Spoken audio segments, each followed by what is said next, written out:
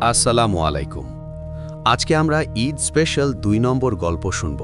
তবে আজকের গল্পটা একেবারে ভিন্ন। এটা একটা খুন এবং রহস্য গল্প।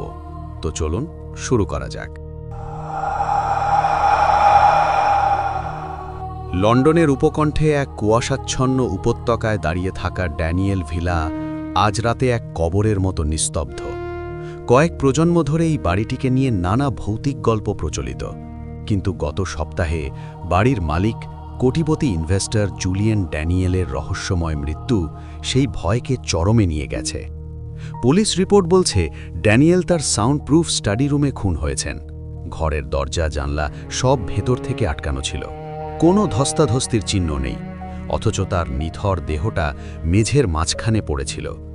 তার চোখের মণি দুটো পাথরের মতো স্থির, যেন মৃত্যুর ঠিক আগ মুহূর্তে তিনি এমন কিছু দেখেছিলেন যা কোনো মানুষের সহ্য করার ক্ষমতা নেই। তদন্তের দায়িত্ব নিয়েছেন private investigator Arthur Lawrence. Arthur লজিকের বাইরে কিছু বিশ্বাস করেন না। আজ রাতে তিনি ভেলার লিভিং রুমে মুখোমুখি বসেছেন ড্যানিয়েলের ব্যক্তিগত ডাক্তার মিস্টার রিচার্ড এবং তার তরুণী স্ত্রী এলিনার সাথে।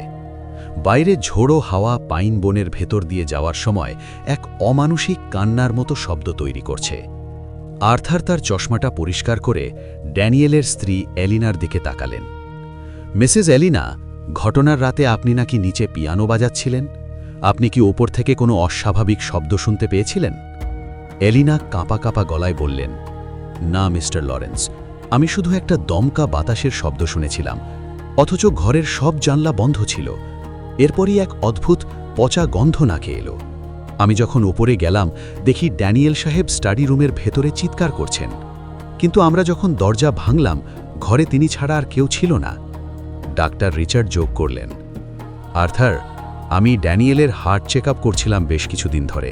তিনি বারবার বলতেন তার মৃত বাবা নাকি রাতে তার ঘরে এসে দাঁড়ায়।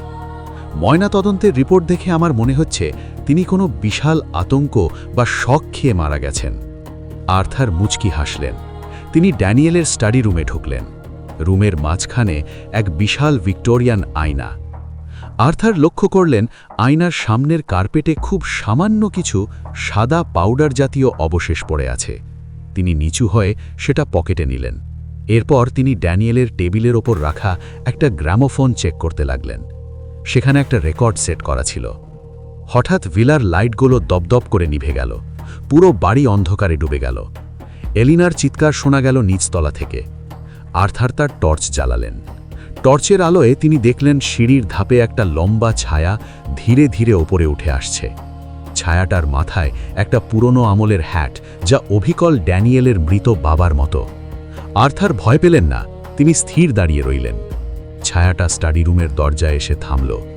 এক গম্ভীর খসখসে গলায় ছায়াটি বলল, আর্থার, তুমি বড্ড বেশি দেরি করে ফেলেছ। আমার ছেলের রক্ত এখন আমার হাতে।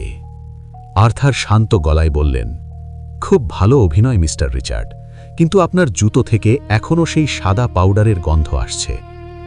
মুহূর্তের মধ্যে অন্ধকার ঘরে একটা ভারী নিস্তব্ধতা নেমে এলো। আর্থার পকেট থেকে একটা সুইচ টিপতেই ঘরটা এমার্জেন্সি লাইটে ভরে উঠল। দেখা গেল ডাক্তার রিচার্ড ড্যানিয়েলের পুরনো পোশাক পরে দাঁড়িয়ে আছেন, তার হাতে একটা সিরেঞ্জ। আর্থার বলতে শুরু করলেন, সবাই ভেবেছিল এটা একটা ভৌতিক ঘটনা, কিন্তু মিস্টার রিচার্ড, আপনি জানতেন ড্যানিয়েল সাহেব সাইকোলজিক্যালি দুর্বল। আপনি দিনের পর দিন তাকে এমন কিছু ড্রাগ দিচ্ছিলেন যা তাকে হ্যালিউসিনেশন বা অলিক কিছু দেখতে বাধ্য করত। ঘটনার রাতে আপনি ড্যানিয়েলকে তার বাবার ভূত সেজে ভয় দেখাননি, বরং আপনি ব্যবহার করেছিলেন এক অদ্ভুত বৈজ্ঞানিক পদ্ধতি। আর্থার টেবিলের ওপর রাখা সেই রেকর্ডারটি চালু করলেন। সেখান থেকে কোনো গান নয়, বরং এক অতি উচ্চ কম্পাঙ্কের ইনফ্রাসাউন্ড শব্দ বেরিয়ে এলো, যা সাধারণ কানে শোনা যায় না, কিন্তু মানুষের মস্তিষ্কে প্রচণ্ড আতঙ্ক সৃষ্টি করে। আর্থার বললেন, এই শব্দ তরঙ্গ মানুষের হৃৎস্পন্দন থামিয়ে দেওয়ার ক্ষমতা রাখে যদি তা দীর্ঘক্ষণ শোনানো হয়। আপনি ড্যানিয়েলকে ঘরে আটকে রেখে সাউন্ড সিস্টেমের মাধ্যমে এই শব্দ চালিয়ে দিয়েছিলেন। আর ওই যে কার্পেটে সাদা পাউডার, ওটা ছিল এক ধরনের ড্রাই আইস এবং কেমিক্যাল ফগ, যা আপনি ভেন্টিলেশন দিয়ে ঘরে ঢুকিয়েছিলেন যাতে ড্যানিয়েলের মনে হয় ঘরে কোনো অশরীরী ছায়া ঘুরছে। ড্যানিয়েল ভয়ে যখন পাগলের মতো চিৎকার করছিলেন, আপনি তখন জানলার এক গোপন খাঁজ দিয়ে ঘরের ভেতরে এক বিশেষ ধরনের গ্যাস স্প্রে করেন, যা তার ফুসফুস স্তব্ধ করে দেয়। ডাক্তার রিচার্ড হাসলেন। সেই হাসি ছিল শয়তানি ভরা। কিন্তু আর্থার, দরজা তো ভেতর থেকে বন্ধ ছিল। আমি ভেতরে ঢুকলাম কি করে? আর্থার এবার আসল টুইস্টটা দিলেন। আপনি ভেতরে ঢোকেননি, কিন্তু আপনার সহযোগী এলিনা ঘরের ভেতরেই ছিল। এলিনা পিয়ানো বাজাচ্ছিল না, বরং সে পিয়ানোর ভেতরে একটা টাইমার সেট করে রেখেছিল, যা নির্দিষ্ট সময়ে পিয়ানো বাজাতে শুরু করে। এলিনা ড্যানিয়েলের ঘরেই লুকিয়েছিল। খুনটা যখন সম্পন্ন হয়, এলিনা ভেতর থেকে দরজা লক করে জানলা দিয়ে পাশের কার্নিস বেয়ে নিচে নেমে যায়। যেহেতু সবাই অলৌকিক কিছু ঘটার ভয় সিঁড়িতে জটলা করছিল, কেউ খেয়ালই করেনি এলিনা কখন নিচতলা থেকে ওপরে আসার নাটক করেছে। এলিনা দেওয়ালের পাশে এসে দাঁড়িয়েছিলেন, তার মুখ এখন ফ্যাকাশে। আর্থার ড্যানিয়েলের সেই বিশাল আয়নাটার দিকে ইশারা করলেন। আর এই আয়না, এটা ড্যানিয়েলের খুনের একমাত্র সাক্ষী। আয়নার পেছনের পারদ সরিয়ে আপনারা একটা ক্যামেরা বসিয়েছিলেন, যাতে পুরো ঘটনাটা আপনারা দূর থেকে উপভোগ করতে পারেন। ড্যানিয়েল সাহেবের বিশাল সম্পত্তি হাতানোর জন্য এর চেয়ে নিখুঁত পরিকল্পনা আর হয় না। ডাক্তার রিচার্ড হঠাৎ পকেট থেকে একটা রিভলভার বের করলেন। তুখোর বুদ্ধি তোমার আর্থার, কিন্তু এই মৃতদের ভিলা থেকে তুমি জীবিত বের হতে পারবে না। আর্থার শান্তভাবে ঘড়ির দিকে তাকালেন। রাত 2:15, ঠিক যে সময় ড্যানিয়েল মারা গিয়েছিলেন। রিচার্ড, আপনি ভুলে গেছেন যে আমি আসার আগেই পুলিশকে সব তথ্য পাঠিয়ে দিয়েছি, আর এই ভিলা এখন চারপাশ থেকে ঘেরাও করা। বাইরে পুলিশের সাইরেন বেজে উঠল। রিচার্ড আর এলিনা বুঝতে পারলেন তাদের খেলা শেষ, কিন্তু গল্পের শেষ টুইস্টটা তখনও বাকি ছিল। পুলিশ যখন তাদের নিয়ে যাচ্ছিল, আর্থার ড্যানিয়েলের সেই গোপন লকার থেকে একটা উইল বের করলেন। উইল পড়ে আর্থার স্তব্ধ হয়ে গেলেন। উইলে লেখা ছিল, আমি জানি এলিনা আর রিচার্ড আমাকে মারতে চাইছে। আমি তাদের সুযোগ দিচ্ছি, কারণ আমি নিজে এক মরণ ব্যাধিতে আক্রান্ত।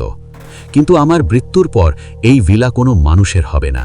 আমি আমার সমস্ত সম্পত্তি একটি ট্রাস্টকে দিয়ে গেলাম, যারা এই বাড়িটিকে একটি মানসিক হাসপাতাল বানাবে। আর রিচার্ড, আমি তোমার ওষুধের বদলে আসল বিষ আগেই খেয়ে নিয়েছি।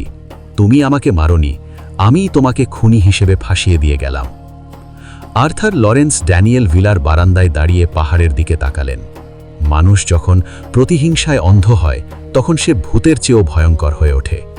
ড্যানিয়েল জানতেন তিনি মারা যাবেন, তাই তিনি নিজের মৃত্যুকে ব্যবহার করলেন তার শত্রুদের ধ্বংস করতে। ভিলাটি এখন শান্ত, কিন্তু বাতাসের শব্দে মনে হল ড্যানিয়েল সাহেব কোথাও বসে অট্টহাসি হাসছেন। তো আজকের গল্প এতটুকুই। গল্পটি কেমন লেগেছে কমেন্ট করে অবশ্যই জানাবেন।